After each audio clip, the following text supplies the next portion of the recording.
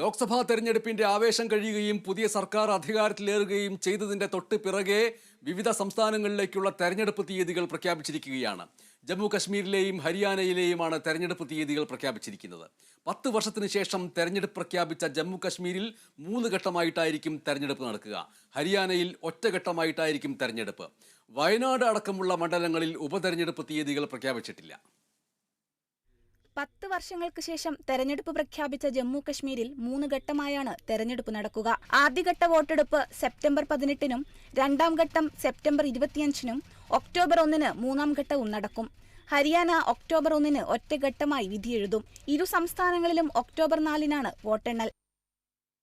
This is a much shorter period, much shorter than even the parliamentary elections, which were 5. 20th of August, just the next day of the Amarnath Yatra being complete, the 19th, would be the date of notification for the first phase, nominations till 27th, scrutiny on the next day 28th, and date of poll will be 18th of September, and it's a Wednesday. We are also keeping that in mind, not keeping Fridays and Mondays to give a longer holiday spell.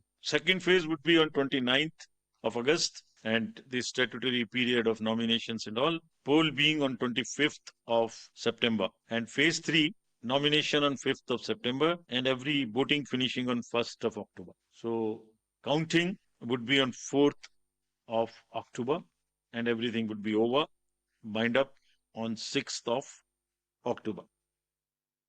ആദ്യഘട്ടത്തിൽ 24 മണ്ഡലങ്ങളിലേക്കും, രണ്ടാം ഘട്ടത്തിൽ 26 മണ്ഡലങ്ങളിലേക്കും, മൂന്നാം ഘട്ടം 40 മണ്ഡലങ്ങളിലേക്കുമാണ് ജമ്മു കശ്മീരിൽ തെരഞ്ഞെടുപ്പ്.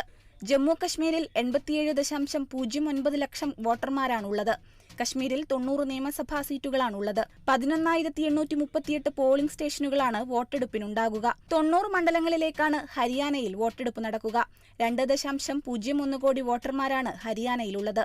20,629 polling സ്റ്റേഷനുകളാണ് ഹരിയാനയിലുണ്ടാകുക. കശ്മീരിൽ എല്ലാ സ്ഥാനാർത്ഥികൾക്കും സുരക്ഷ നൽകുമെന്ന് മുഖ്യ തെരഞ്ഞെടുപ്പ് കമ്മീഷണർ രാജീവ് കുമാർ പറഞ്ഞു. 47 ഇടങ്ങളിൽ ഉപതെരഞ്ഞെടുപ്പ് നടക്കാനുണ്ടെന്നും പ്രകൃതി ദുരന്തമുണ്ടായ വയനാട്ടിൽ ഉടൻ തെരഞ്ഞെടുപ്പ് ഉണ്ടാകില്ലെന്നും തെരഞ്ഞെടുപ്പ് കമ്മീഷണർ പറഞ്ഞു.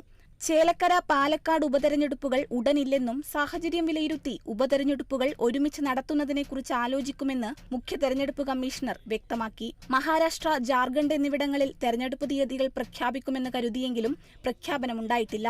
കശ്മീരിൽ തെരഞ്ഞെടുപ്പിൽ സേനാവിന്യാസം കൂടുതൽ വേണ്ടതിനാലാണ് മഹാരാഷ്ട്രയിലും ജാർഖണ്ഡിലും തെരഞ്ഞെടുപ്പ് പ്രഖ്യാപിക്കാത്തത്. National desk, Kerala vision news.